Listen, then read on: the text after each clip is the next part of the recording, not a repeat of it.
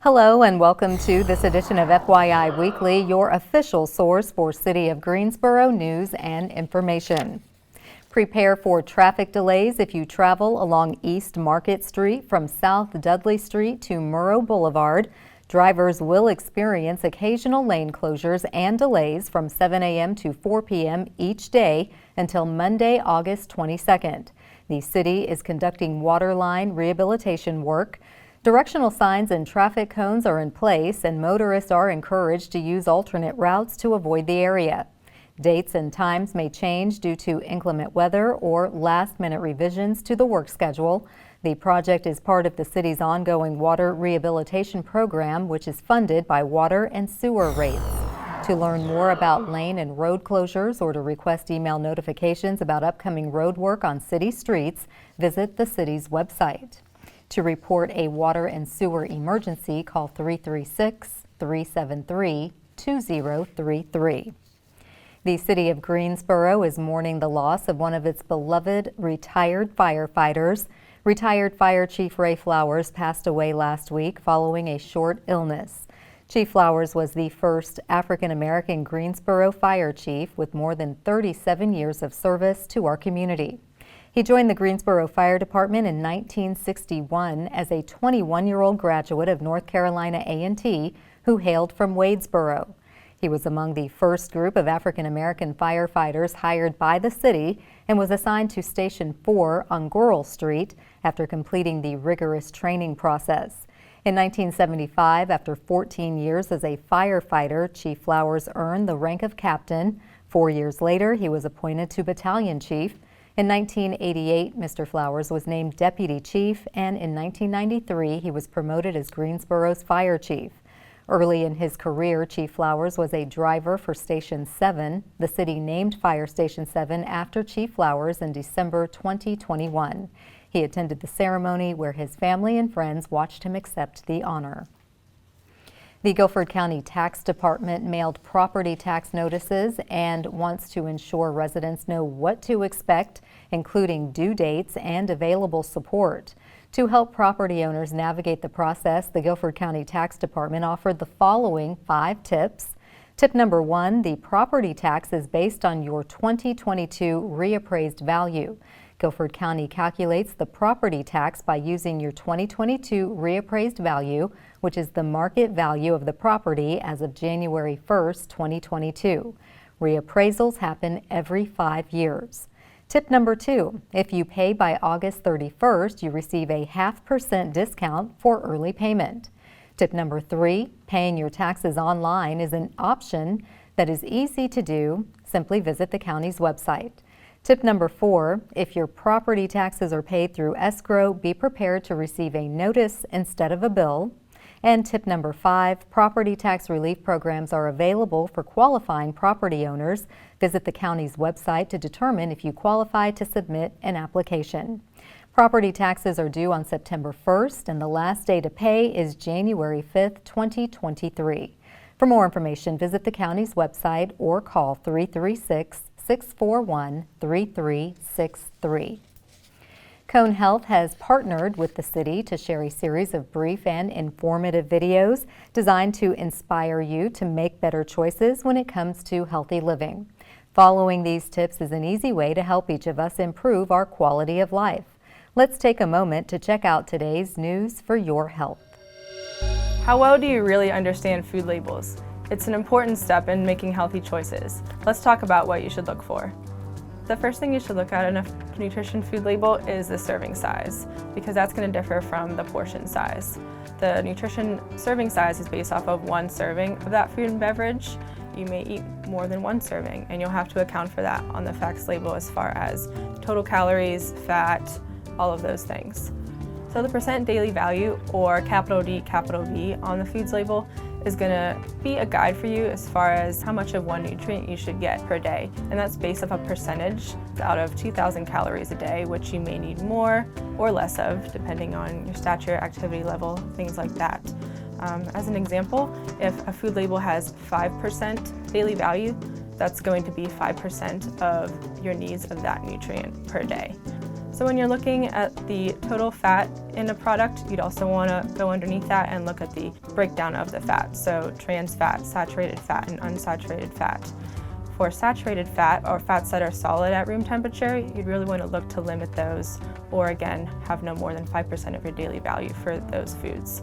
For trans fats, I'd really recommend avoiding foods that have trans fats. They're man-made, they're not natural, and really not something that you'd want to consume on a regular basis, whereas unsaturated fats are your healthy fats, and those are things that are helpful for your joints, for your brain health, and those are liquid at room temperature. So when you're looking for sugars on the nutrition fact label, you really want to focus in on those added sugars, because those added sugars are what you'd really want to limit or avoid. That doesn't provide any nutritional value in your diet, but does add up as far as your daily caloric allotment pretty quickly. You should definitely be looking at vitamins, minerals, and fiber that's listed on the facts label. Getting a variety of those types of nutrients is all really important for daily functioning, and also preventing illnesses, for anemia, osteoporosis, all those things you hear about that you get later in life. For daily fiber requirements, for adult males it should be somewhere around 37 grams per day, and adult females somewhere around 25 grams per day. And you can find those in any fruits, vegetables, or whole grains. And eating a variety of those foods, eating foods with color, making your plate colorful is all a really great way to make sure you're getting that variety. Thanks for joining me today. I hope this information has been helpful. If you're interested in more information, go to conehealth.com/healthy-eating. I'm Lisa Balestrino. Residents in Greensboro and Guilford County can rely on a new free resource if they experience a mental health crisis. We'll have that story and more news coming up after the break. Stay with us.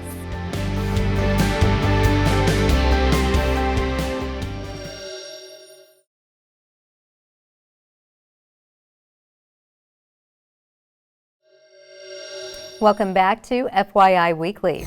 Guilford County has paired up with community partners and providers across the county to support the nationwide launch of the new crisis lifeline 988. Residents can call or text 988 from anywhere in the United States to be connected to compassionate care anytime a mental or behavioral health crisis occurs. In Guilford County, the Behavioral Health Crisis Center is preparing to see a potential influx of new patients thanks to the new easy-to-remember number. The Crisis Lifeline provides a trained crisis counselor to listen and help link callers to community-based providers who can deliver a full range of crisis care services as needed. This new service is free and completely confidential. In 2020, the U.S. had one death by suicide every 11 minutes. Suicide is a leading cause of death for people aged 10 to 34. From April 2020 to April 2021, more than 100,000 people died from drug overdoses. Mental health challenges are the leading cause of disability and poor life outcomes in young people. No appointment is needed at the Guilford County Behavioral Health Crisis Center, which is open 24/7 and located at 931 3rd Street in Greensboro. Creative Greensboro will host Dwayne Cyrus for an artist residency at Hires at the Greensboro Cultural Center. Cyrus, along with performing and visual art collective Theater of Movement, will produce and present a performance art installation and community discussions. Time Liminal, a performance art autobiography, will be presented at 7 p.m. on Friday, July 29th, Saturday, July 30th, and Friday, August 5th, and Saturday, August 6th. The autobiography will share a series of Cyrus's reflections on nearly 20 years of arts performance, advocacy, and mentorship in North Carolina, and 40 years as an arts practitioner around the world. The installation explores images and material from Cyrus's personal dance archive developed throughout his career. The residency will also include community discussions with Cyrus and feature guests on various topics. The events are free to attend. Donations are encouraged to help support programming. Solar panels are becoming more prevalent in Greensboro as an energy-efficient source of power. In an effort to help residents navigate the installation process, the City of Greensboro's Development Services Division has outlined the role it plays on its website. Basically, solar panel installation requires city building and electrical permits and associated inspections. It is the installation company's responsibility, not residents, to work with the city on following the requirements. Residents can stay up to date on the permit and inspection process for their installation by entering the street address of the job into the city's online portal. The portal tracks when contractors apply for permits, when they are received, and when contractors request inspections and when they are scheduled. For more information and to navigate the portal, visit the city's website or call the Development Services Office at 336-373-2155. The United Way of Greater Greensboro is celebrating 100 years of serving the community. Coming up after the break, we'll feature some key events you'll want to add to your calendar. Stay with us.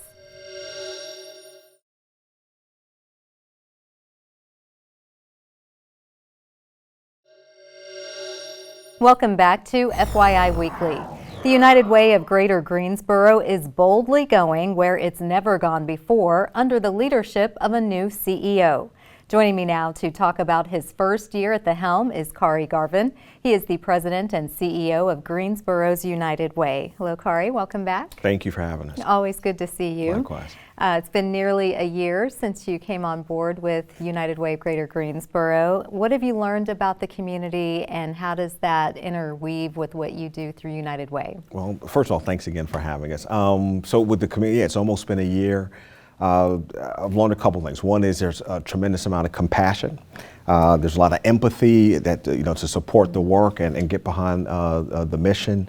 Lots of generosity. We again, in the midst of a pandemic, we still have individuals who are willing to invest in the work throughout the community, and just strong voices that really help us to carry the message along. So it's been a good year. Fantastic. Yeah. Well, that's a good way to come into a new position. Absolutely. What would you list as your top 3 accomplishments so far? Top 3 accomplishments. Wow. Well, we made it to FYI Weekly twice, so I think that should be on the list, right? Yeah, that's 2 of 3 right there. I mean, really, we are grateful for that. But I would say that we've really been blessed to have a smooth transition, right? I mean, coming into a new role and all the more in the midst of a pandemic can be tough. But we've been able to kind of hold it together and gel both internally and also with external stakeholders. So I would count that as a blessing of an accomplishment.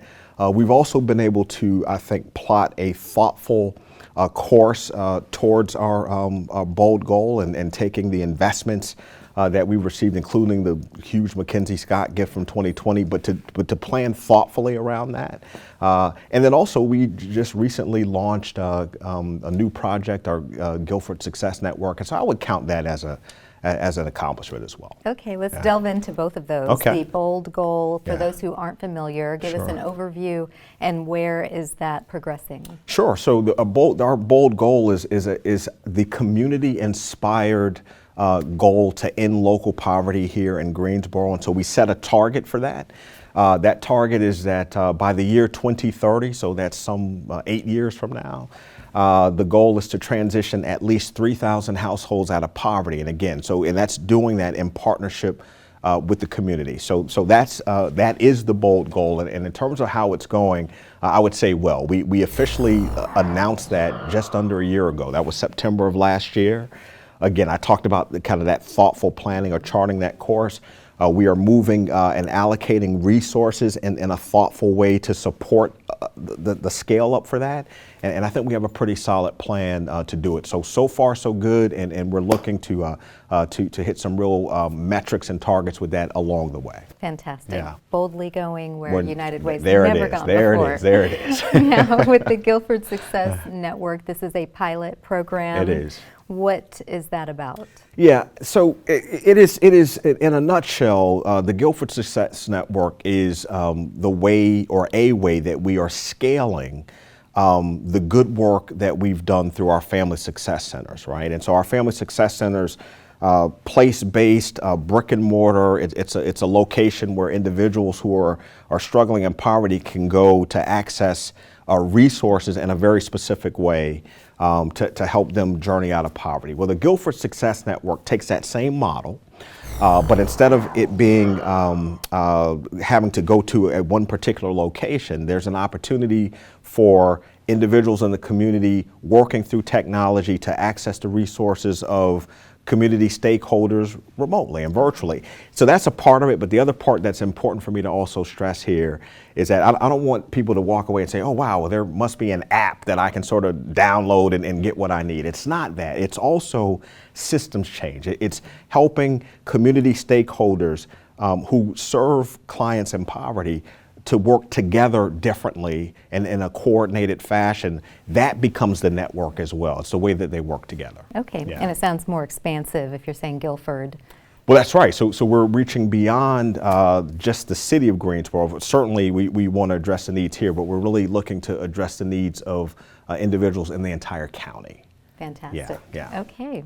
And of course, this is a huge year for United Way Greater Yeah. Greensboro. It is your centennial anniversary, so congratulations on that. Thank you. Tell us about some of the more upcoming recent events that you'll be hosting. Sure. So we've had so many things already since the March 1st when we actually hit that centennial year. But coming down the pike, in the month of September will be important for us. So two things I want to flag, if I may. The first is on, I believe, September 12th. We're going to have Stephanie Land. She's a famous author who authored the book Made that was later turned into a Netflix series, really kind of chronicling the experiences of a young woman who living in poverty was finding her way out of poverty by having this job as a maid. So we're going to have a featured speaker series with her at the Grand Over on September 12th.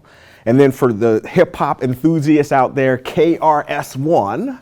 I thought I read it wrong. Oh but no, now you you've did not. confirmed No. it. In fact, I think we're gonna have you spit a couple bars Oh, for us, right? Lord. Yeah, September 30th. He's gonna do a concert for us as well. He's an activist as well as a rapper, and so that's coming up as well. Looking forward to that. Okay. Yeah, Again, yeah. you're boldly going where United There- Way there has it never is. gone There it before. Well, Kari, it's always exciting to see you and Thank to you. hear all the great things that are happening, new and different at Thank you. United Way. Yeah. Thank you for sharing updates, and Absolutely. do come back and let us know how the Guilford Success Network gets off the ground and hits the ground We running. will do that. Thanks for having us. Thank you so Absolutely. much. Thank you. Thank you. Yeah. Stay tuned for some interesting and useful information about Greensboro as we tell you something about the city. That's coming up after the break. Stay with us.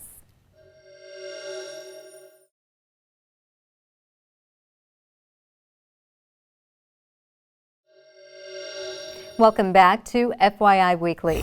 One way to stay informed about decisions that impact you and our city is by attending or tuning in to City Council meetings at 5:30 p.m. on the first and third Tuesday of the month. The fourth Tuesday is reserved for a meeting as needed. The City Council has resumed meeting in the Katie Dorset Council Chamber on Level 2 of the Melvin Municipal Office Building located at 300 West Washington Street. The public is allowed in person, but only in a limited capacity. Those who choose not to be in the building can participate virtually. The Greensboro City Council meetings are broadcast right here on GTN. The meetings are also streamed live on the city's website and on Roku. To review the council meeting schedule and agendas, please visit the city's website. Here's an opportunity to learn a little something about the city. As part of its Downtown Arts Initiative, Creative Greensboro is promoting an original work by local artist Raymond Bardwage.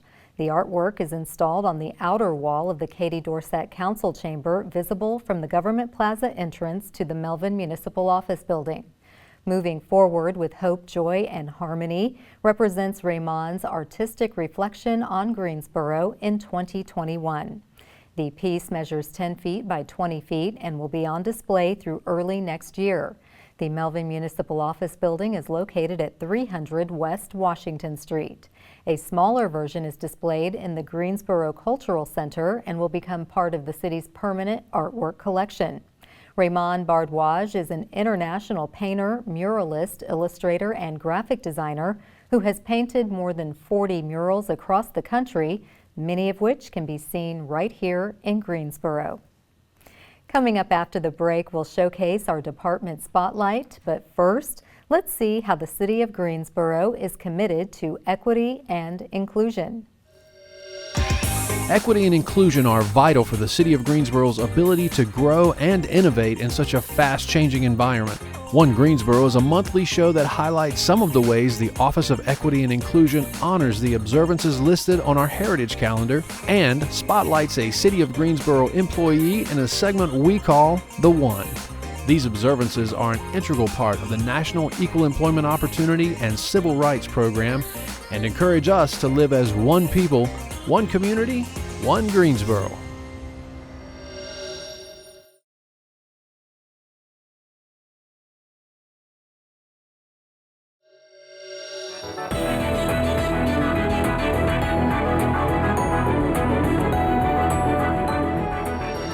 Welcome back. The City of Greensboro has more than 20 departments and several divisions committed to serving you, our residents and visitors. Let's go behind the scenes in our department spotlight. The Greensboro Fire Department has welcomed 22 fire recruits who are starting their career as a firefighter. To be accepted into this recruit class, the candidates completed a rigorous pre-hire process that included fitness and aptitude testing, a criminal background check, drug test, interview, and medical screening. The 76th recruit class consists of military veterans, college graduates, and others with previous firefighting experience. Upon successfully completing the 26-week academy and the state firefighter certification, the recruits are sworn in as probationary firefighters. During probation, firefighters are assigned to various fire stations in the city. After 6 months, they will return to the Recruit Academy to undergo academic and practical testing to determine their progress as firefighters with the Greensboro Fire Department. Straight ahead on the other side of the break is this week's Way to Go GSO shout out. Stay with us.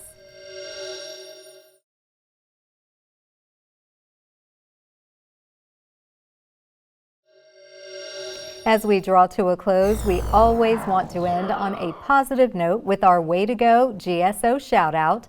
This week's shout out goes to the City of Greensboro. If you enjoy listening to podcasts, Greensboro City Manager Ty Gioba is hosting a new podcast, Connect GSO. This is an opportunity for him to connect with our residents and provide updates from frontline employees who serve the community on a daily basis. Connect GSO is available where you get your favorite podcast. Way to go, Connect GSO. That concludes this edition of FYI Weekly, but you can easily stay connected to the latest city news by linking to us on Facebook, Twitter, YouTube, and Instagram. Alexa users can subscribe to our 5-minute flash briefings, which airs on 90.1 FM and 100.7 FM. Be sure to download both weekly podcasts, Talk City Greensboro and Connect GSO, plus GTN is streaming on Roku. For all of us here at the City of Greensboro, thanks for watching, and we'll see you next time.